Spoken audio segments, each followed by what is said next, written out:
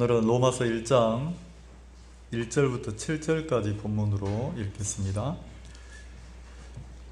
예수 그리스도의 종 바울은 사도로 부르심을 받아 하나님의 복음을 위하여 택정함을 입었으니 이 복음은 하나님이 선지자들로 말미암아 그의 아들에 관하여 성경에 미리 약속하신 것이라. 이 아들로 말하면 육신으로는 다윗의 혈통에서 나셨고 성결의 영으로는 죽은 가운데서 부활하여 능력으로 하나님의 아들로 인정되셨으니 곧 우리 주 예수 그리스도시라. 그로 말미암아 우리가 은혜와 사도의 직분을 받아 그 이름을 위하여 모든 이방인 중에서 믿어 순종케 하나니 너희도 그들 중에 있어 예수 그리스도의 것으로 부르심을 입은 자니라. 로마에 있어 하나님의 사랑하심을 입고 성도로 부르심을 입은 모든 자에게 하나님 우리 아버지와 주 예수 그리스도로 쫓아 은혜와 평강이 있기를 원하노라. 7절까지 읽었습니다. 오늘 주제는 본문에 나와 있는 것처럼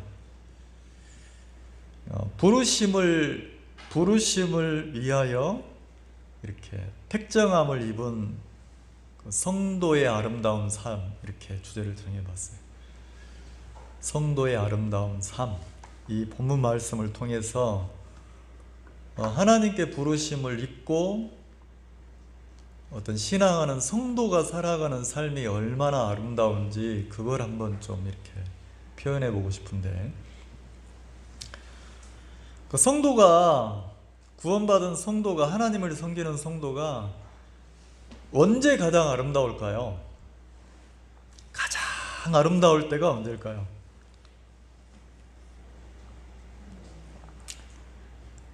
제가 이렇게 생각을 해봤어요. 성도가 언제 가장 아름답지? 그럼 성도 말고 하나님을 섬기는 내가 내 삶에 언제 내가 가장 아름답게 빛나지? 이렇게 한번 묵상을 해보니까 성도가 가장 아름다울 때는 내가 하나님의 손에 붙잡힐 때더라고요. 붙잡힌다는 표현 이해가시죠? 내가 돈에 붙잡히면 내 삶이 돈 쪽으로 흘러가겠죠? 아니면 내가 무슨 여행에 붙잡히면 내가 여행하는 쪽으로 막 삶이 진행되겠죠? 내가 거듭났지만 하나님의 손에 붙잡혀 하루하루 순간순간 인생을 살 수도 있고, 내 마음이 다른 것에 붙잡혀서 이끌려 삶을 살 때도 있는데, 그러면 가장 아름다울 때가 언제냐 보니까 내가 하나님의 손에 붙잡힐 때더라고. 내가 하나님의 손에 붙잡히면 신기하게 내 자신을 넘는 거예요. 내 한계를 넘어서 내가 어떻게 살아가냐면 하나님 앞에 영광이 되는 삶, 영광을 돌리는 삶을 내가 살더라고요. 내가 복음을 붙잡고 섬길 때는 하나님께 영광을 안 돌려요. 입으로는 돌리지만 내가 했다 이러거든요. 아까 찬송 인도하시는 분이 내가 일을 했으면 내가 마음이 뭐라고 표현하시던데, 안 그래요? 그럴 수도 있지만 안 그래요. 내가 하나님의 손에 붙잡혀서 일을 하면 신기하게도 내가 어떤 일을 하고 나서 육의 생각이 있지만 내 자신을 넘어서 모든 영광을 누구에게 돌려드립니까? 일부러 돌리는 게 아니고 진짜 하나님이 영광 받으실 분이다. 이 일을 통해서는 나를 넣으면 안 된다. 나를 빼고 누구만 들어갈 수 있냐면 이건 하나님으로 말미암았다. 이렇게 표현한다는 거죠. 내가 하나님의 손에 붙잡힐 때, 내가 복음을 위해서 내 한계를 넘어서 내가 막 복음 앞에 헌신하고 살 때 나라고 하는 사람의 삶이 가장 아름답구나. 이게 성도의 삶 중에서 가장 아름답구나. 이런 마음이 들더라고요. 맞습니까? 근데 반대로 내가 생각을 해봤어요. 그럼 성도가 가장 추할 때는 언제일까? 가장 부끄럽고 추할 때는 언제일까? 내가 내 인생에서 내가 거듭난 사람인데, 하나님을 섬기는 사람인데, 내가 언제 가장 부끄러워지지? 내가 언제 가장 추하게 되지? 추하다는 건 가치가 없는 거잖아요. 내 인생이 어떻게 하면 가치가 없을까 생각을 해보니까, 내가 복음을 등지고, 내가 하나님을 아는데도 복음을 등지고, 내가 내 자신을 위해 살면서 내가 하나님 앞에 인색한 사람으로 살 때 내가 가장 추한 사람이 되더라고요. 그럼 내가 언제 가장 아름답냐면 하나님의 손에 붙잡혔을 때. 그럼 내가 언제 가장 추하냐면 내가 하나님께 붙잡히지 못하고 내가 나를 위해 살 때 가장 부끄럽더라는 거죠. 그러면 조금 더 생각을 해봤어요. 그러면 내가 언제 추하고 부끄러웠던가 생각해 보니까 내 자신이, 예를 들어서 노래, 그러면 제가 우리 딸들하고 코인 노래방을 가본 적이 있어요. 아빠 노래방 가자, 노래방을, 코인 노래방을 가본 적이 있어요.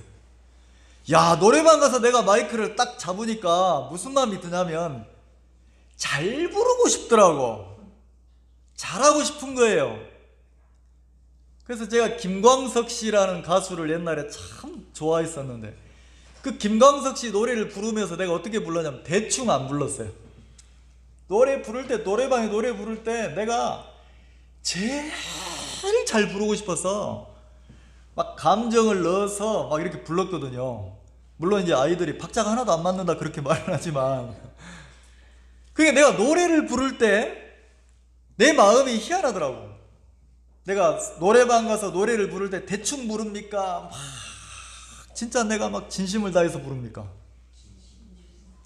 근데 반대로 내가 찬송 부를 때 내가 노래방에 가서 막 마음을 다해서 부르듯이 내가 그렇게 불렀나? 생각해 보니까 그렇지 않을 때도 많은 거예요. 내가 시간을 쓸 때, 시간을 한번 묵상해 봤어요. 시간. 내가 내 자신을 위해서, 내 건강을 위해서 운동할 때나, 아니면 내가 가족여행을 갈 때나, 내가 무슨 직장에서 내가 먹고 살려고 돈 벌기 위해서 직장 생활할 때나, 시간을 내가 어떻게 지킵니까? 직장 출근 시간을 5분이라도 어겨본 적 있어요, 없어요? 없죠. 시간 딱딱 지켜서 내가 가는 거예요. 근데 희한하죠. 하나님 앞에는 내가 시간을 인색하게 쓰는 내가 보이는 거예요. 내가 예배 시간 딱딱 맞춰 옵니까? 늦게 가도 괜찮습니까? 누가 가르친 건 아닌데 내 마음에서 시간에 대해서 내가 부끄럽게 쓰고 있는 거예요. 내가 왜 직장이나 무슨 건강을 위해서 친구들하고 약속이 있을 때는 시간을 딱딱 지키는데, 내가 하나님 앞에 예배를 드리고 찬양을 드리고 이럴 때는 시간을 어떻게 합니까? 인색하게 쓰지 않습니까?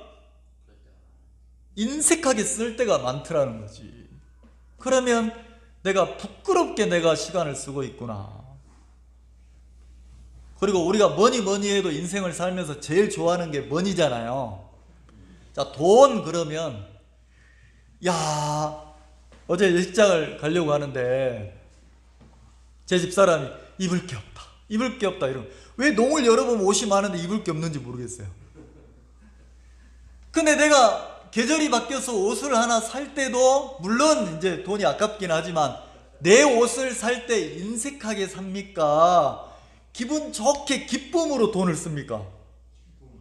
자, 쇼핑할 때 내가 내 가족을 위해서, 내 자신을 위해서 내가 막 이렇게 할 때, 내가 어렵게 고생해서 돈 번 거를 이렇게 쓸 때는 기쁨으로 쓰지 않습니까? 근데 내가 만약에 하나님 앞에 내가 물질을 드릴 때 계산하고 막 인색함으로 아까워하고 이런다면 나는 어떻게 내가 물질을 쓰냐면 내가 부끄럽게 쓰는 사람이라는 거죠.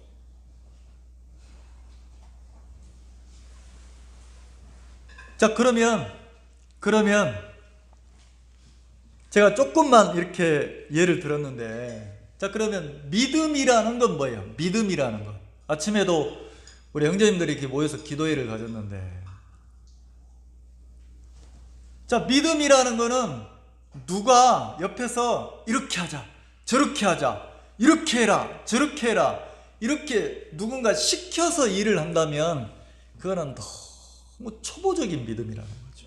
초보적인 신앙이라는 거죠. 근데 진짜 성숙한 믿음은 어떤 믿음입니까? 스스로예요. 내가 스스로 하나님 앞에 내가 마음을 정해서 어떤 일을 하는 게 그게 진짜 믿음이라는 거죠. 스스로 내가 하나님 앞에서 마음을 정해서. 그러면 내가 스스로 하나님 앞에 마음을 정해서 하나님을 섬기는 일을 하는 걸 보고 뭐라고 합니까? 오늘 본문에 나온 것처럼 부르심을 입어요. 부르심을 입어. 이걸 보고 소명이라고 그래요. 소명. 자, 1절 보세요. 예수 그리스도의 종 바울은 사도로 부르심을 받아. 자, 바울이 로마에 편지를 써서 로마 교회 형제 자매들에게 안부를 물을 때 어떻게 자기를 표현하냐면, 나는 예수 그리스도에게 부르심을 받았다. 나는 사람이 나를 이런 일을 하라고 저런 일을 하라고 한 게 아니고, 나는 누구에게 부르심을 받아서 지금 이렇게 살고 있는지 아느냐? 나는 예수님에게, 하나님에게 부르심을 받은 소명의 삶을 살고 있다. 이렇게 표현을 한다는 거죠. 이렇게. 자, 바울이 뭐라고 했다고요? 나는 하나님에게 뭐 했다고요? 부르심을 받은 자다. 부르심을 받은 사람이다. 자, 하나님께 부르심을 받아서 하나님에게 이끌려서 어떤 일을 하는 사람 보고 뭐라고 합니까? 소명을 받은 사람이다. 이런다는 거예요. 소명을 받은 자다. 누가 나를 불렀다고요? 하나님이. 그러면 1절부터 7절까지 계속 반복되는 주제가 뭐냐면 부르심을 받은 자, 부르심을 받았다 이 뜻이에요. 부르심, 소명이라는 거죠. 그래서 바울이 로마 교회에 자기를 소개할 때 나는 부르심을 받은 자다. 근데 앞에 뭐라고 합니까? 누구에게 부름을 받았다고 합니까? 예수 그리스도. 나는 예수 그리스도의 종이다. 종. 그러면 예수는 이해하겠는데 그리스도라는 뜻이 뭡니까? 기름 부음을 받았다는 헬라어예요. 헬라. 그리스식 표현이란 말이에요. 근데 이걸 다시 바꾸면 유대인 히브리식으로 바꾸면 그리스도가 뭐가 됩니까? 메시아가 되는 거예요. 메시아가. 자, 기름 부음을 받았다는 건 뭐예요? 왕을 세울 때 기름을 부어서 왕이라고 인정한다는 거죠. 그럼 예수님은 기름 부음 받은 뭐냐면 왕이라는 거지, 왕. 자, 메시아라는 것은 뭐냐면 똑같은 뜻인데, 메시아는 왕인데 어떤 왕입니까? 히브리인들이 조상 대대로 누구를 기다렸습니까? 자기 구원자 왕을 기다렸다는 거지. 그 왕이 누구냐면 예수님이다. 근데 나는 요 시대에는 예수님을 그리스도다, 메시아다 이러면 누가 반발을 하냐면 유대인들이 완전 속이 뒤집어지는 거예요. 왜냐하면 이 초대교회 때는, 이 시대에는 예수님을 자기들이 조상 대대로 기다렸던 메시아라고 인정을 안 했단 말이에요. 예수를. 근데 지금 사도들이나 바울은 누구를 메시아라고 소개하고 있습니까? 예수님을. 예수가 메시아다. 예수가 그리스도다. 너희들이 잡아 죽인 예수가 메시아다. 왕이다. 네 왕이다. 네가 왕을 죽인 거다. 이렇게 표현한다는 거지. 그래서 바울이 뭐라고 하냐면 나는 종이다. 누구의 종입니까? 그 왕의 종이다. 그 그리스도의 종이다. 나는 종이라고 표현을 했다는 거죠. 이 종을 슬레이브라 해서 슬레이브, 노예가 자기 의견이 있습니까? 자기 뜻이 있습니까? 예, 있는데 가치가 있어요, 없어요? 없어요. 오직 누구의 뜻에 이끌려 삽니까? 주인의 뜻과 주인의 마음에 붙잡혀서 살아가는 게 이 노예라는 거죠. 그러면 바울은 자기를 종으로 표현했을 때 무슨 말입니까? 이제 내 뜻, 내 마음, 내 생각 의미가 없고 나는 예수 그리스도를 왕으로 모신 사람이다. 나는 주님의 뜻에 붙잡혀서 이끌려서 내가 내 삶을 살아간다. 이렇게 표현한다는 거죠. 그러니까 바울이 거듭난 성도로서 삶이 너무 가치 있고 아름답고 빛나는 거예요. 왜요? 만약에 자기 뜻과 자기 원함을 이루기 위해서 인생을 산다면 좀 부끄러운 인생이라는 거죠. 성도로서. 근데 바울은 자기를 설명할 때 뭐라고 합니까? 나는 노예로 산다. 그럼 누구 뜻에 붙잡혔습니까? 주인의 뜻과 주인의 마음에 붙잡혀서 나는 인생을 살아간다는 거죠. 그렇게 소개를 했다는 거죠. 그러면서 뭐라고 합니까? 나는 사도로 부르심을 받았다. 무엇을 위해 사도로 부르심을 받았냐? 복음을 위해서.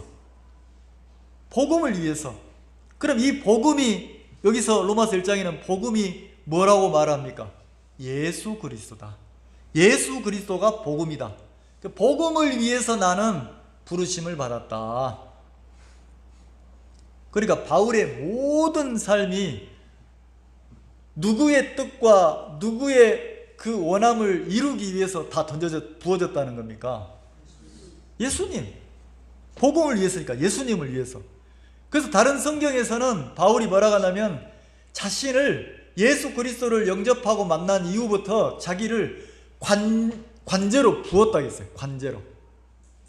제사를 드릴 때 제사의 방법 중에 하나가 뭐냐면 제물을 올려놓고 쪼개서 기름을 그 제물 위에 완전히 쏟아 붓는 거예요. 그걸 관제라고 한단 말이에요. 그러면 바울이 자기 인생을 다 부었다는 거죠. 그러면 이렇게 살아갈 때 바울의 거듭난 성도의 바울의 삶이 부끄럽습니까? 아름답게 빛납니까? 조금 바울이 여기에다가 복음도 좋지만 그래도 나도 즐기고 내 인생도 즐기고 이렇게 살았다면 우리는 바울을 믿음의 사도라고 얘기하지 않을 거라는 거죠. 근데 복음 앞에 자신을 완전히 부어서 드렸다는 거지. 자, 그런 바울이 로마의 편지를 썼다는 거죠. 나는 부르심을 입었다. 첫째는 부르심을 받았다. 그리고 왜 부름을 받은 걸 보고 선택을 받았다는 거죠. 하나님이 택정함이라는 것은 택정함의 뜻이 뭡니까? 많은 사람이 있는 가운데 많은 예수님을 만난 사람 가운데 하나님이 딱 집어가지고 선택했다는 거예요. 집어서 불렀다는 거죠. 그래서 뭘 맡겼다는 겁니까? 복음을 전하는 사명을 맡겼다는 거죠. 나에게 하나님이 나를 부르셔서 나를 복음을 위해서 살도록 택정함을 내가 입은 자다. 이렇게 이해가시죠? 그래서 2절에는 이 복음이 뭐냐? 이 복음은 조상 대대로 기다렸던 성경에 기다린 메시아 예수님이다. 이렇게 표현한다는 거죠. 자, 그러면 사도가 돼야 될 조건이 있어요. 사도. 우리가 사도라고 칭해주고 예수님의 사도라고 이렇게 이야기할 때 조건이 있어요. 사도의 조건은 첫 번째는 예수 그리스도에게 예수님께 직접 예수님이 선택해서 부르심을 받아야 돼요. 그리고 그 부르심을 받고 예수님에게 직접 가르침을 받은 사람이어야지 사도가 될 수 있어요. 근데 사도 바울은 예수님이 직접 불러가지고 데리고 다니면서 가르쳤습니까? 아니죠. 그리고 두 번째 사도의 조건은 예수 그리스도가 어떻게 사셨는지 예수 그리스도와 함께 다니면서 삶을 같이 살아야 돼요. 그리고 예수 그리스도가 어떻게 죽으셨는지를 목격해야 돼요. 그리고 예수 그리스도가 3일 만에 부활하셔서 우리의 죄를 영원히 사했다는 예수님의 부활을 목격해야 돼요. 그러니까 예수님의 삶이나 예수님의 죽음이나 예수님의 부활을 직접 목격한 사람 보고 사도라 한단 말이에요. 그리고 세 번째 조건은 뭐냐면 예수님이 직접 보내심을 받아야 돼요. 예수님께 직접 복음을 위해서 직접 보내심을 받아요. 이게 사도의 조건이에요. 근데 사도 바울은 여기서 뭐라고 하냐면 내가 복음을 위해 부르심을 받았다. 하나님의 복음을 위해 택함을 받았다. 나는 그리스도의 종이다. 이렇게 로마의 편지를 쓰면서 강조하는데 나도 사도다 이런단 말이에요. 왜냐하면 자 여기를 접어놓고 고린도전서 15장을 한번 봅시다. 바로 돌아올 테니까 접어놓으세요. 고린도전서 15장 고린도 교회는 뭐라고 편지를 썼느냐 봅시다.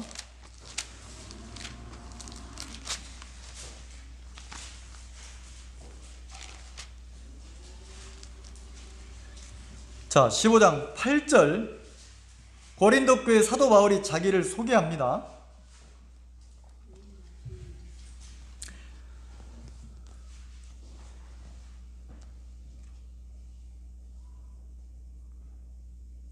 자 3절 내가 받은 것을 먼저 너희에게 전하였노니 이는 성경대로 그리스도께서 우리 죄를 위하여 죽으시고 4절 장사 지낸 바 되었다가 성경대로 사흘 만에 다시 살아나사 게바에게 베드로에게 보이시고 후에 12제자와 그 후에 500여 형제에게 일시에 보이셨나니 그 중에 지금까지 태반이나 살아있고 어떤 이는 잠들었으며 그 후에 야고보에게 보이셨으며 그 후에 모든 사도에게와 8절 같이 한번 읽읍시다. 시작. 맨 나중에 만삭되지 못하여 난 자 같은 내게도. 자 사도 바울이 뭐라고 합니까? 나도 예수님의 부르심을 받았다 이렇게 말하잖아요. 예수님이 부활하신 예수님이 나에게도 나타났다 이렇게 말을 해요. 그러면서 뭐라고 표현합니까? 만삭되지 못한 자 같은 나 그랬단 말이에요. 만삭되지 못했다는 표현 이해가세요? 뭔가 부족해 안 부족해요? 뭔가 부족하잖아요. 태어나긴 태어났는데 다 채우지 못했어. 그러니까 내가 사도는 사도인데 사도의 조건을 다 이루지 못하는 사도라는 거지 자기가. 왜? 예수님이 직접 불러서 예수님의 직접 가르침을 받고 예수님이 살아계실 때 직접 따라다니면서 그분의 삶을 보고 죽음을 보고 부활을 보고 예수님이 복음을 직접 보내고 이걸 자기는 경험한 적이 있어요 없어요? 없다는 거지. 그렇지만 나는 누구라고요? 나는 예수님이 하나님께 부르심을 입은 자다. 나는 부르심을 입은 자다 이랬다는 거지. 저는 이제 이 말씀을 보면서 로마서 1장을 보면 그 생각이 들었어요. 아, 이 바울이 우리 자신이구나. 우리구나. 왜? 우리가 예수님이 살아계실 때 우리가 직접 예수님의 부름을 받고 우리가 직접 가르침을 받고 우리가 직접 예수님의 죽으심이나 예수님의 부활하심이나 이걸 직접 목격한 적이 있어요 없어요? 없죠. 그렇지만 바울은 로마교 형제 자매들 보고 나도 그런 것처럼 뭐라고 하냐면 본문에서 보면 너희도 똑같이 부르심을 받은 자고 택하심을 입은 자다 이렇게 표현하거든요. 교회를 향해서. 그러면 오늘날 우리가 이 교회 안에서 선택함을 받은 우리는 이 자리에 앉아있는 우리는 로마교 형제 자매들처럼 바울의 표현대로라면 누구의 택함을 받은 겁니까? 누가 이 자리에 나를 앉혀놓은 겁니까? 누가 부르신 겁니까? 근데 희한하죠. 내 생각이 들어오면 내 마음에 붙잡히면 내가 누구 때문에 이 자리에 앉아있는 것 같아. 아니라니까. 하나님이 나를 선택했고 나를 불렀고 이 자리에 두셨다는 거죠. 왜요? 왜 나를 택해서 이 자리에 앉혀놨습니까? 네, 물론 사랑하셔서죠. 근데 왜? 노예로 쓰려고, 종으로 쓰려고. 누가? 주인이 쓰려고, 주인의 뜻과 주인의 계획을 이루는 데 쓰려고, 다시 말하면 그 주인에게 영광을 돌리는 삶을 살도록 하려고. 이해가시죠? 다시 말해서 무엇을 위해서 나를 사용하려고 주님이 불렀습니까? 복음을 위해서. 복음을 위해서. 사도 바울은 그렇게 얘기한다는 거죠. 만삭되지 못한 자 같은 나. 그러니까 사도 그러면 예수님의 12제자만 생각하는데 거기에 누구를 딱 넣습니까? 자신을 넣는 거예요. 왜? 분명히 자 뭐라겠어요? 주님이 뭐라겠습니까? 불렀다는 거지. 자기를 불렀다는 거지. 이방에 복음을 전하기 위해서, 사도로 쓰기 위해서 주님이 부르셨다는 거예요.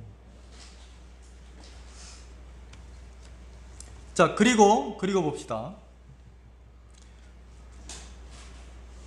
자, 예수님에 대해서 4절에 3절에 이 아들로 말하면 육신으로는 다윗의 혈통에서 나셨고. 자, 예수님을 그리스도라고 소개하면서 이 시대에는 예수를 그리스도라고 표현하면 안 되는 시대란 말이에요. 유대인들이 기다리는 메시아는 따로 있었다는 거죠. 근데 바울은 뭐라고 합니까? 로마 교회에 편지를 써서 그게 그 예수가 조상 대대로 기다렸던 메시아다. 그러면서 뭐라고 합니까? 이 예수는 어떤 분이냐? 3절에 이 아들로 말하면 육신으로는 어디서 났다고요? 다윗. 그럼 왕의 계보잖아요. 왕의 혈통이잖아요. 그럼 예수님이 다윗의 혈통이란 말은 예수님 이꼬로 뭐라 하는 겁니까? 왕이시다. 왕. 그리고 성결의 영으로는 자, 하나님 편에서 이 예수님을 볼 때 하나님이 내 아들로 인정을 했다는 거죠. 하나님의 아들로 딱 인정받을 때 예수님이 능력으로, 권세로 하나님 앞에 인정을 받았다는 거예요. 그 어떤 능력? 하나님만큼 똑같은 능력과 하나님만큼 똑같은 권세를 가지신 분이라는 거죠. 그걸 표현했다는 거죠. 성결의 영으로는 죽은 자 가운데서 부활하여 능력으로 하나님의 아들로 뭐 했다고요? 인정되셨으니. 자, 인정됐죠? 그 누가 인정했어요? 하나님이. 그분이 누구냐면 너희를 부르신 누구라고요? 예수님이라는 거지. 그러면 나를 부르신 것이 예수님 이꼬로 누가 나를 부르신 게 됩니까? 하나님이. 그럼 너희를 부르신 것도 누구라는 겁니까? 하나님이 부르셨다. 하나님이 부르셨다. 이렇게 말을 한다는 거죠. 자, 그래서 자, 5절 그로 말미암아. 그로 말미암아 그랬으니까 그가 누굽니까? 예, 예수님. 그로 말미암아 우리가 은혜와 사도의 직분을 받아. 자, 사도의 직분을 받았는데 이게 누구로 말미암았다고 소개합니까? 예수님으로 말미암아. 그래서 그 이름을 위하여 모든 이방인 중에서 믿어 순종케 하나니.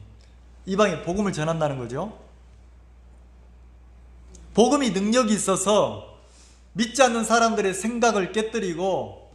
자, 우리가 볼 때 사도 바울만 예를 들어보면 사도 바울은 복음을 가장 핍박했던 사람. 예루살렘 교회를 쑥대밭을 만들어 놨어요.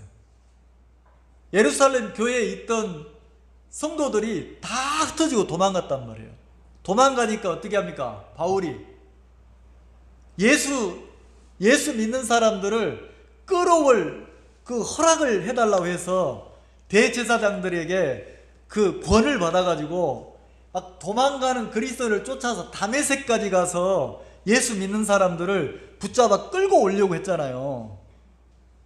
그래, 예루살렘 교회에서 그리스도인들을 막 씨를 말렸던 사람이 바울이에요. 근데 그 사람이 바뀌었어요. 어떻게 바뀌었습니까? 뭐가 이 사람을 바꿔놨습니까? 누가 바꿔놨습니까? 예, 하나님의 뭐가? 능력이. 하나님의 권세가. 근데 희한하죠? 하나님의 능력과 권세가 이 사람을 바꾸니까 이 사람이 뭘로 바뀝니까? 복음을 대적하던 사람에서 뭘로 바뀌어요? 하나님의 종으로, 복음의 종으로 바뀌더란 말이에요. 그걸 표현한다는 거죠. 능력으로. 그래서 그로 말미암아 이 속에는 뭐가 들었습니까? 나를 부르신 분, 나를 바꾸신 분이 누구다? 하나님의 능력이다. 하나님의 능력이다. 그럼 나를 바꾸셨으니까 너희를 부르신 분도 하나님이고 너희를 바꾸고 변화시켜서 능력으로 쓰실 분도 누구라는 겁니까? 하나님이라는 거지. 이게 뭐냐면 은혜라는 거예요. 그로 말미암아 우리가 은혜와 사도의 직분을 받아 그 이름을 위하여 모든 이방인 중에서 믿어 순종케 하나니 그랬어요. 그러니까 이방인들에게 복음을 전하면 그 사람들은 이미 어떤 힘에 의해서 인생을 이끌려 살고 있어요.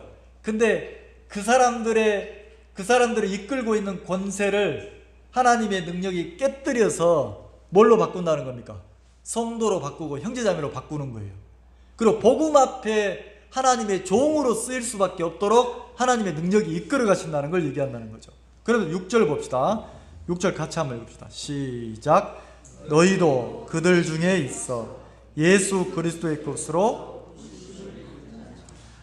너희도 예수 그리스도의 것으로 뭐 했다고요? 네, 부르심을 입었다는 거죠. 나도 부르심을 입었고 그 다음에 로마 교회 너희도 뭐 했다고요? 부르심을 입었다. 부르심을 입었다. 그러면서 7절에 로마에 있어 하나님의 사랑하심을 입고 또 이야기해요.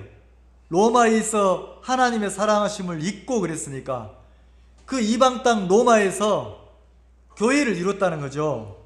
오순절날 성령을 받고 거듭난 이 사람들이, 근데 이 사람들을 뭐라 합니까? 성도로 부르심을 입은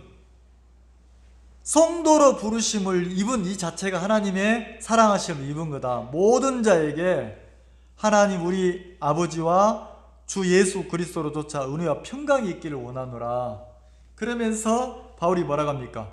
로마교 형제자매들과 8절에 첫째는 내가 예수 그리스도로 말미암아 너희 모든 사람을 인하여 하나님께 감사함. 야 로마교 형제자매들아, 내가 너희들을 생각할 때 하나님께 진짜 감사하다. 왜 감사하다 합니까? 너희 믿음이 온 세상에 뭐 했다고요? 로마 교회 형제자매들의 삶이, 믿음이 다른 곳에서 들려온다는 거죠. 신앙 잘하고 있다고. 이 말 이해가시죠? 그러면 바울이 더 이상 여기에 뭐 관여할 필요가 있어요, 없어요? 없잖아요. 근데 뭐라고 합니까? 9절에 내가 그의 아들의 복음 안에서 내 심령으로 섬기는 하나님이 나의 증인이 되시거니와 항상 내 기도에 쉬지 않고 너희를 뭐 했다고요? 바울이 기도할 때마다 로마 교회를 위해 기도했다는 거지. 우리 김혁교 형제자매들이 기도할 때마다 홍성교회를 위해 기도하고 형제들을 위해 기도하듯이 계속 기도했다는 거지. 로마를 위해서. 자, 그리고 10절에 어떠하든지 이제 하나님의 뜻 안에서 너희에게로 나아갈 좋은 길 얻기를, 그리고 로마 교회를 방문하기를, 거기 가기를 바울이 계속 기도했다는 거예요. 로마 교회를 위해서 기도하고 그 교회에 가서 성도들과 교제하기를 기도했다는 거죠. 그럼 어떤 교제예요? 11절 내가 너희 보기를 심히 원하는 것. 그러니까 항상 기도하는 속에 로마 교회를 기도했고 거기로 가기를 원했고 그 다음에 너희 보기를 심히 원했고, 심히 원했다니까 진짜 꼭 만나서 함께 하면서 이 로마 교회 형제 자매들에게 바울이 나누고 싶은 교대가 있었다는 거죠. 그래서 내가 너희 보기를 심히 원하는 것은 왜 심히 보기를 원합니까? 무슨 신령한 은사를 너희에게 뭐 하고 싶다고요? 나눠주고 싶대요. 신령한 은사를 나눠주고 싶대요. 로마교회 형제자매들 만나서 함께 하면서 나눠주고 싶다는 거지. 뭘 나눠줘요? 신령한 은사. 우리가 잘 모르지만 신령한 은사니까 세상에 속한 겁니까? 신령한 하나님의 세계를 나누고 싶단 말입니까? 근데 신령한 은사를 나눠주면 뭐가 생기냐면 너희에게 견고한 삶을 준다는 거지. 믿음을 견고하게 만들어준다는 거지. 그러면 그게 눈에 보이는 게 아니고 바울이 만난 신령한 하나님의 세계, 신령한 거듭난 성도의 삶, 성도가 가장 아름답게 빛나는 삶이 뭔지, 자, 그리스도의 종이 돼서 사는 이 삶을 로마교회 형제자매들하고 뭐 하고 싶다는 겁니까? 나누고 싶다는 거예요. 그러면 이상하죠? 내가 거듭난 성도로서 신앙하면서 어떤 사람을 만나서 이야기를 나누면 나눌수록, 함께 하면 할수록 내 마음의 어둠이 쫙 사라지고 불안함이 사라지고 이상하게 막 평안이 밀려오고 이상하게 하나님 앞에 막 소망이 생겨지고, 자, 어떤 사람을 만나서 이야기를 나누고 함께 하다 보면 내 마음에 하나님을 향한 평안이, 기쁨이, 소망이, 주님께 막 영광이, 감사가 막 모락모락 이렇게 생겨납니까? 안 생겨납니까? 생겨나죠? 근데 반대로 내가 너무 평안했다가도 어떤 사람을 만나서 얘기를 나누면 내가 지금 미친 짓을 하는 것 같고, 내가 지금 헛된 세월을 보내는 것 같고, 나도 빨리 내 자신을 위해서 뭘 막 쌓아야 될 것 같고, 불안하고, 그러면서 막 원망이 되고 불신이 생기고. 자, 누구를 만나서 이야기를 나누고 교제를 하냐에 따라서 내가 믿음의 사람 쪽으로 믿음이 견고해지는 만남도 있고, 반대로 내가 누구를 만나서 얘기를 하다 보면 내 믿음의 삶이 자꾸 후회가 되면서 세상적으로 흘러가기도 하고. 이 말 이해가시죠? 아까 간증하신 분이 무슨 전쟁 걱정하고 막 이러시던데, 저도 어떤 분이 카톡으로 막 보내요. 지금 교회를 탄압하는 시대라 하면서 뭡니까? 죄송합니다. 나 이런 얘기 잘 안 하는데 극우 유튜브를 막 보내는 거예요. 그래 제가 그 카톡에 보냈어요. 뭐라고 보냈냐면, 죄송하지만 이런 카톡은 앞으로 나한테 보내지 마십시오. 성도가 나눠야 될 교제는 아닌 것 같습니다.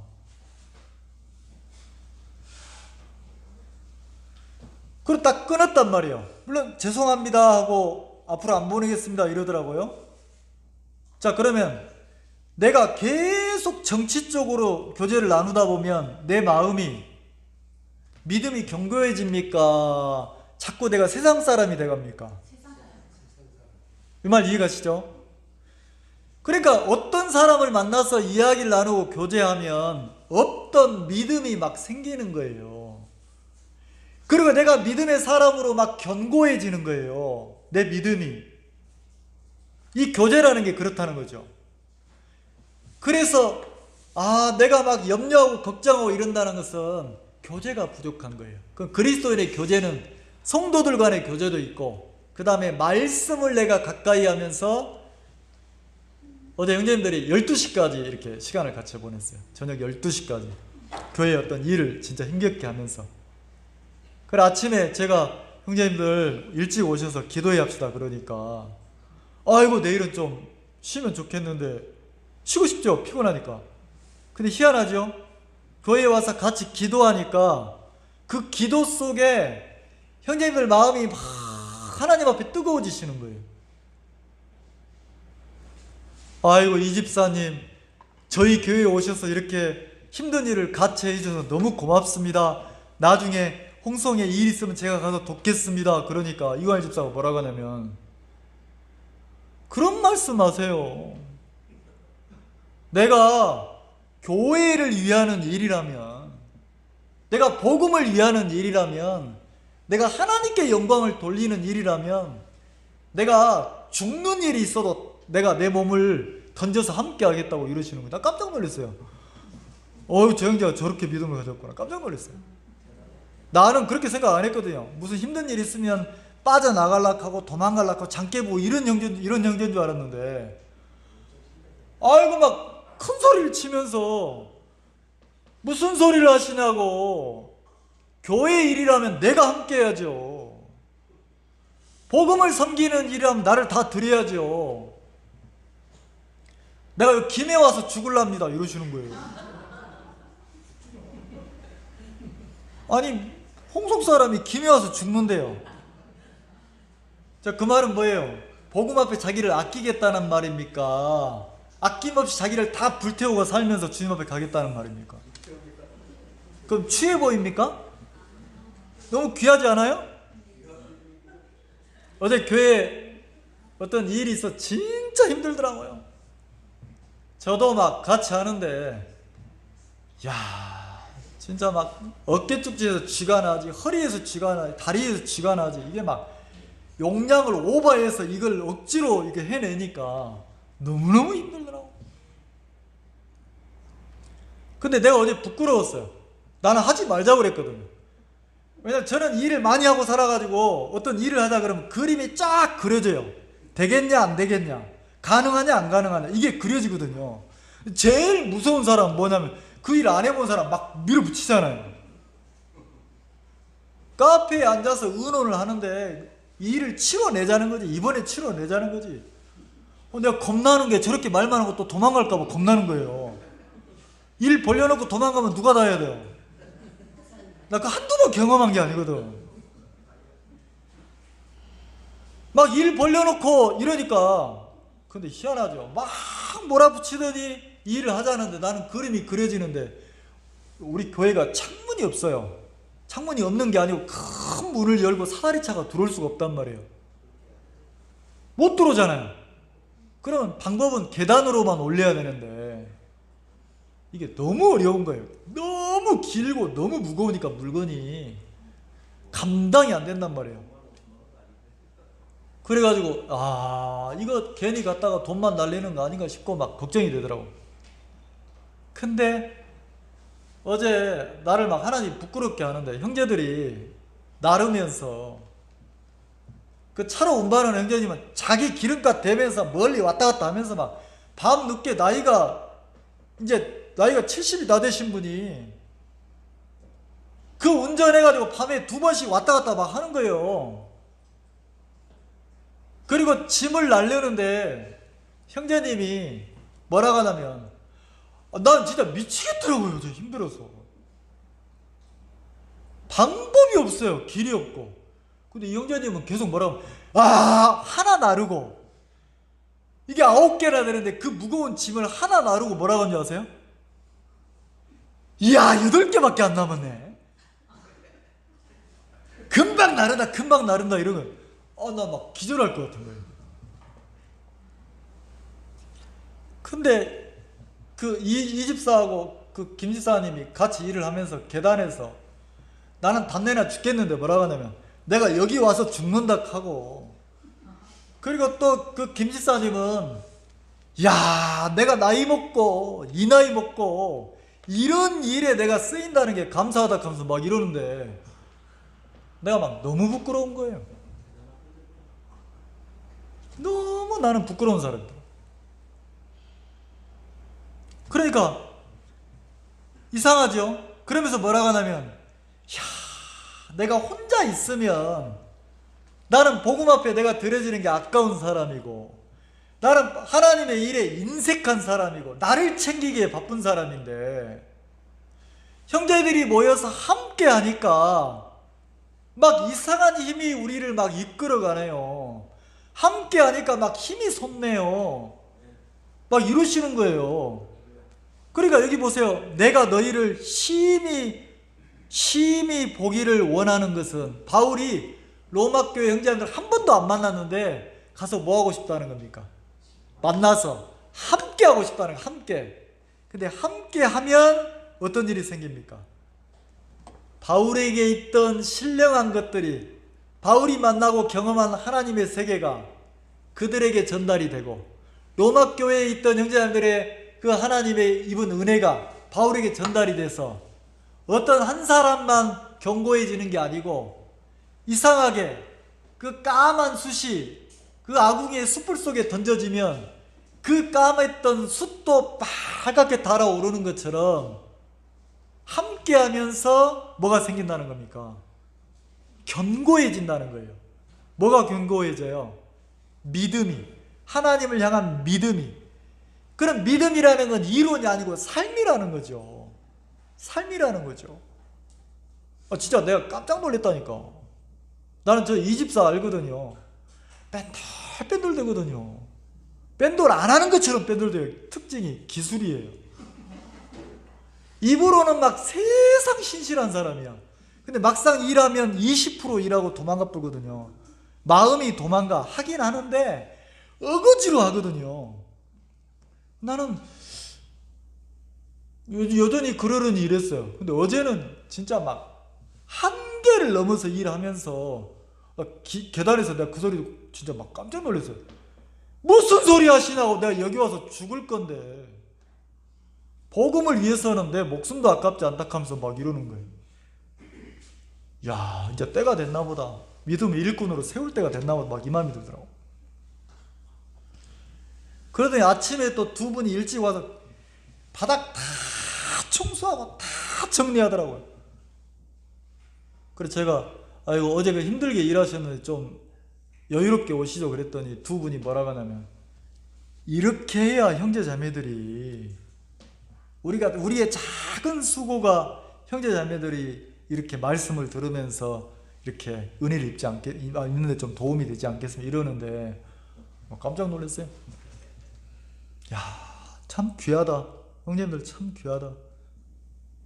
내가 설교하다 귀하다는 말 처음 해보네. 진짜 귀하다 이 마음이. 그러니까 아름답더라고요. 삶이 아름답더라고요. 왜 아름답습니까? 복음 앞에 인색하니까 아름답습니까? 복음 앞에 막 자기 힘을 한계를 넘어서 막 이렇게 하나님의 종으로 드려지니까 아름답습니까? 아름답잖아요. 그 교회가 주는 은혜라는 거죠. 그래서 12절, 이는 곧 내가 너희 가운데 너희와 나의 믿음을 인하여. 바울이 뭐라고 합니까? 내 믿음 이래 안 하죠. 너희와 나의 뭐라고요? 믿음을 인하여 피차 그랬으니까 다 같이 뭐 한다고요? 아니함을 얻으려 함이라. 쉰다는 거지. 평안하다는 거지. 주님이 주는 평안 속에 마음이 쉼을 얻는다는 거죠. 뭐가? 믿음의 교제가. 성도가 나누는 믿음의 교제는 하늘의 것이에요. 성도가 나누는 교제는 신령한 것이에요. 이거는 세상 어디 가서 세상 어떤 사람과 함께 해도 생기지가 않아요. 근데 이상하죠? 성도가 함께 마음을 나누고 교제하고 이렇게 하면 신기하게 그 신령한 교제가 우리를 믿음 안에 견고하게 세워주고 그 다음에 또 뭐합니까? 안위를 누리게 해요. 쉼을 누리게 한다는 거지. 하나님의 평안이 성도들 마음속에 들어가서 이상하리 마치 어둠이 사라지는 거예요. 근심이 사라지는 거예요. 변한 것이 아무것도 없는데 하나님을 향한 소망이 생기면서 주님께 내 모든 염려 걱정을 맡기게 되는 거예요. 그게 믿음의 교제가 주는 평안 아니라는 거죠. 그렇게 말을 했다는 거예요. 그러면서 뭐라고 합니까? 바울이 또 한 가지를 얘기해요. 형제들아, 내가 여러 번 너희에게 가고자 한 것을 너희가 모르기를 원치 아니하노니. 계속 바울이 뭐라고 합니까? 내가 기도할 때마다 너희를 위해 기도했고 너희 보기를 심히 원했고 그 다음에 여러 번 너희에게 가고자 원했고 이러잖아요. 그래서 뭐라고 합니까? 왜 가고자 했다고 합니까? 너희가 모르기를 원치 아니하노니. 이는 왜 로마에 가고자 하냐면 너희 중에서도 다른 이방인 중에서와 같이 그랬어요. 자, 바울이 복음을 전하러 다닐 때 어디로 다녔습니까? 이방인들에게 복음을 전했잖아요. 근데 복음을 전할 때마다 복음 자체의 능력이 있어가지고 하나님을 모르던 사람들이 회심하고 그들이 구원을 받아서 교회의 성도가 돼서 복음을 섬기는 사람으로 복음의 열매로 하나님이 많이 주셨단 말이에요. 이방인들이 하나님께 돌아오는 열매로 그 이야기를 하는 거예요. 그러면서 뭐라고 합니까? 이방인 중에서 열매를 맺은 것처럼 이와 같이 너희에게도 뭐가 맺히기를 열매 맺게 하려 함이로되 나는 너희에게도 열매가 많이 맺히기를 기도한다. 근데 못 갔다 이 소리예요. 근데 내가 가서 너희들과 함께 교제하고 신령한 은사를 나누고 함께 마음을 나누면 믿음이 견고해져서 주님이 주는 평안 속에서 뭐가 맺힌다고요? 네, 복음의 열매가 맺힐 거라는 거지. 복음의 열매가. 그러면 로마 교회를 생각하는, 로마 교회 형제자매들을 생각하는 바울의 마음을 한번 생각해 봅시다. 로마 교회는 나 이제 구원 받았어. 나도 구원받고 하나님을 만났어. 그리고 교회 안에 함께하고 있어. 예배도 드리고 있어. 근데 바울은 로마 교회 형제자매들을 어떻게 생각합니까? 뭐가 없다고 생각해요? 이방인 중에서 나타나는 복음의 역사가 있어요, 없어요? 열매가 없는 거예요. 근데 믿음의 교제를 나누고 함께 하다 보면 뭐가 맺힐 거다? 복음의 열매가 많이 맺힐 거라는. 누구를 통해서? 누구를 통해서요? 너희를 통해서. 너희를 통해서. 그러면서 로마서 16장에 간 마지막 장에는 복음의 열매, 자기가 복음을 전했을 때 사도 바울이 로마교회 형제자매들에게 소개할 만한 사람을 37명이나 적어놨어요. 37명이나. 2명은 이름이 안 나와 있지만. 이렇게 많은 복음의 열매를 주시더라. 근데 이 편지를 읽으면서 로마교회 형제자매들 두 종류로 나눠지겠죠. 그렇구나. 우리 여기서 만족했는데 내 아들이, 내 며느리가, 내 손자가 하나님이 그들을 구원해서 복음의 열매로 믿음의 사람으로 세우겠구나, 이런 사람도 있고, 다른 사람들은 어떻게 생각하겠습니까? 그냥 이렇게 살면 되지면 뭐 굳이 복음 잡고 복음 이러지 않겠냐는 거예요. 근데 바울은 하나님의 마음을 가지고 성도들에게 복음의 열매에 대해서 얘기한다는 거죠. 자, 그러면서 뭐랍니까? 바울이 16절 같이 읽읍시다. 시작. 내가 복음을 부끄러워하지 아니하노니. 자, 됐습니다. 내가 복음을 부끄러워하지 않는다. 그러면 복음을 부끄러워하지 않는다 그랬으니까 이 로마서 1장에는 복음을 누구라 했습니까? 예수님. 이 당시에는 사도 바울이 예수 믿는 사람을 잡아 죽인 이유가 뭐예요? 핍박한 이유가 뭐예요? 예수가 뭐라고요? 우리가 기다려왔던 왕이다, 메시아다. 그러니까 죽였다는 거지. 근데 바울은 회심한 이후에 복음을 이제 부끄러워해야 안 해요? 안 한다는 거죠. 예수 이름을 얘기하면 핍박받고 죽는 시대인데 이제는 예수에 대해서 담대히 이야기한다는 거죠. 그러니까 복음을 부끄러워하지 않는다는 것은 사도 바울이 복음 때문에 당하는 고난을 피하지 않겠다는 거예요.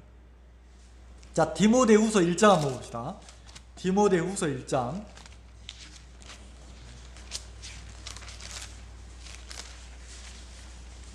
344페이지입니다. 신약.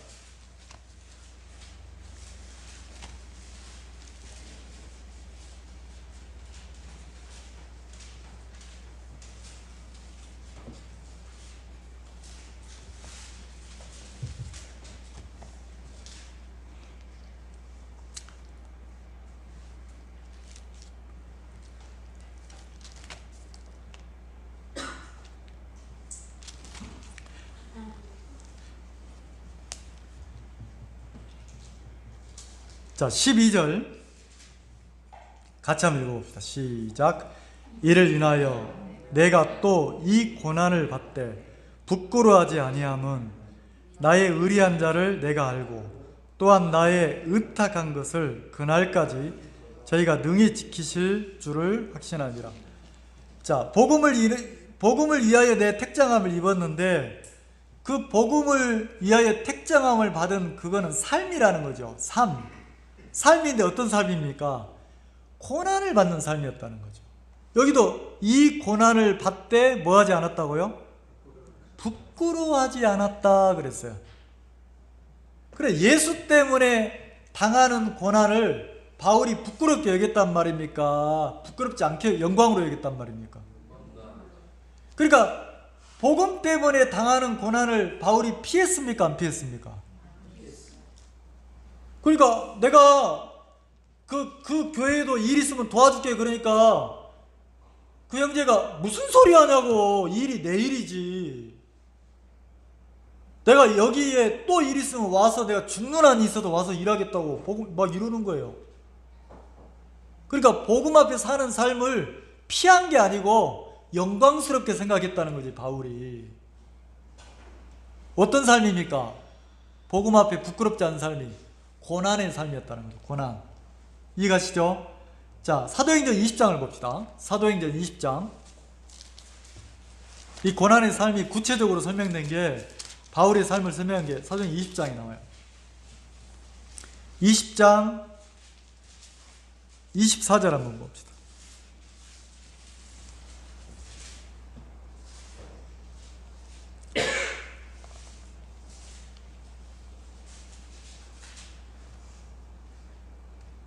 죄송합니다. 고린도후서 11장 먼저 봅시다. 고린도후서 11장 23절. 고린도후서 11장 23절 먼저 보겠습니다.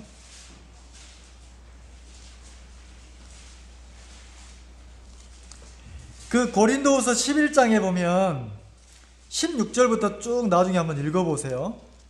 바울이 막 책망을 해요. 고린도 교회 형제자매들. 너 복음 앞에 산다 하면서 신앙한다 하면서 거듭났다 하면서 네 삶 속에는, 네 마음 속에는 세상과 타협하고 너를 즐기고 막 육신을 용납하고 사는구나. 난 그렇게 살지 않는다. 명확하게 얘기를 한단 말이에요, 바울이. 고린도 교회 형제자매들의 삶과 자기의 삶을 비교해가지고 16절부터 쭉 나열을 해놨어요.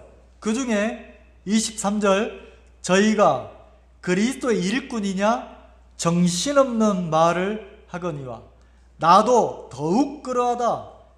내가 수고를 넘치도록 하고. 자, 복음 때문에 수고를 바울이 어떻게 했다고 그래요? 자, 넘치도록 수고하면 내가 그 삶을 영광스럽게 생각합니까? 피하고 싶습니까?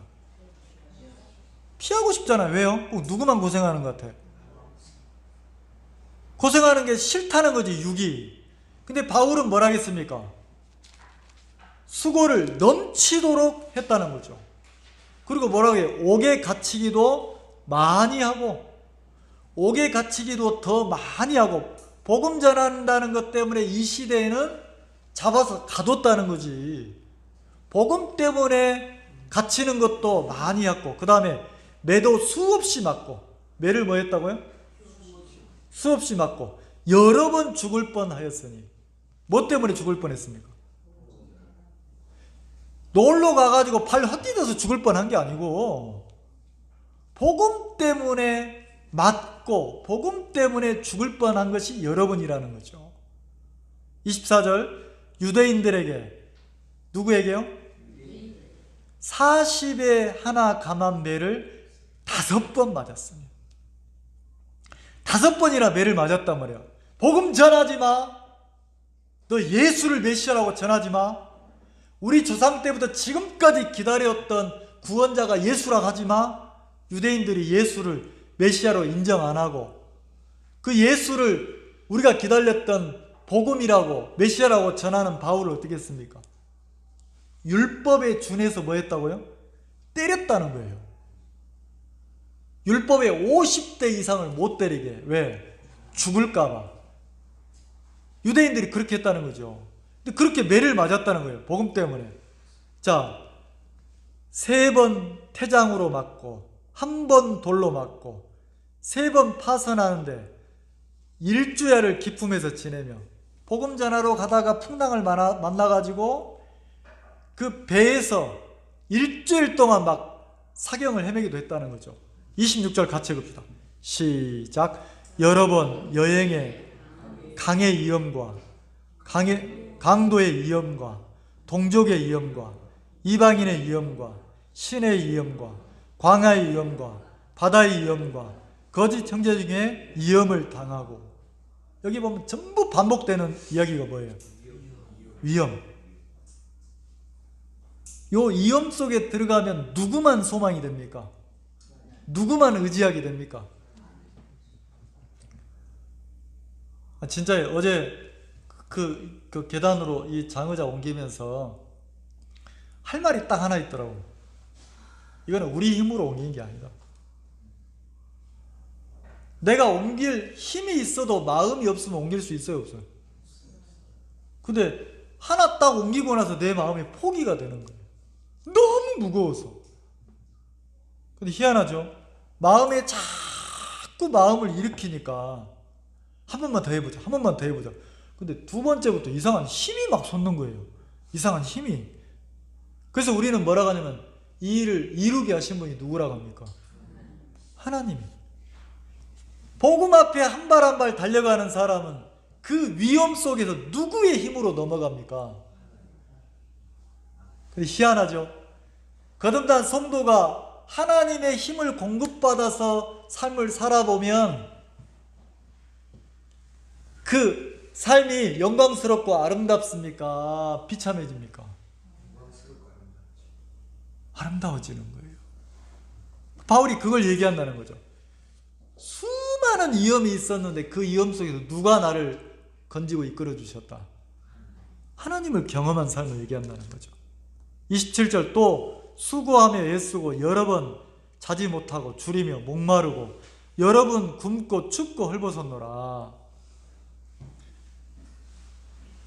그러니까 이 모든 어려움이 있었는데 바울이 복음을 부끄러워했습니까? 안 했습니까? 복음을 부끄러워하지 않았다는 거예요.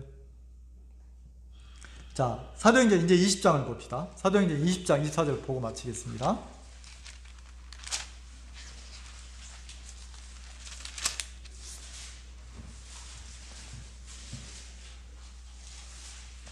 사도행전 20장 24절 한번 봅시다. 찾으셨나요? 같이 한번 크게 읽어봅시다. 시작. 나의 달려갈 길과 주 예수께 받은 사명 곧 하나님의 은혜의 복음을 증거하는 일을 마치려 하면은 나의 생명을 조금도 귀한 것으로 여기지. 이게 사도 바울의 사명이에요.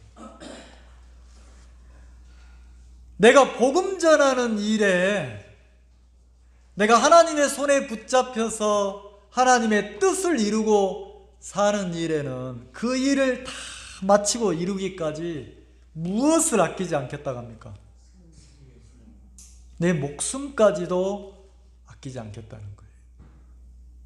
그러면 이렇게 살아온 바울이 로마서 편지를 1장에 보면 로마 교회 형제 자매들도 어떻게 살기를 바랍니까? 어떤 사람으로, 믿음의 사람으로 어떤 걸 누리면서 하나님이 주시는 안위와 평안을 누리면서 하나님께 영광이 되는 성도로서 진짜 가치 있고 아름다운 그런 성도의 삶을 살기를 바라서 바울이 로마에 그렇게 편지를 썼다는 거죠. 그럼 오늘날 우리에게도 하나님이 우리에게 교회를 통해서 계속 말씀하시는 게 뭡니까?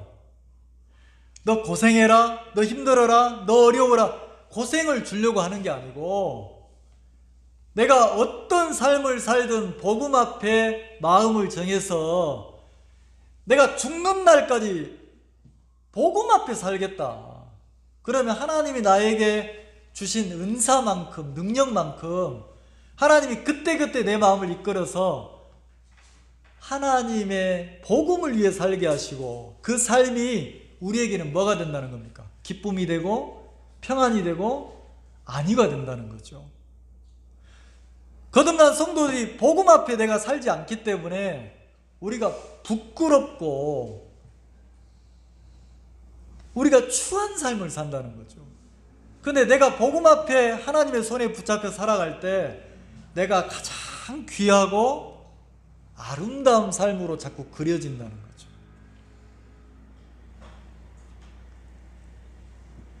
이 교회를 통해서 내 삶도 또 여러분의 삶도 하나님의 손에 붙잡혀서 그렇게 아름답고 복되게 이렇게 이끌어 가실 것을 믿습니다. 기도하겠습니다.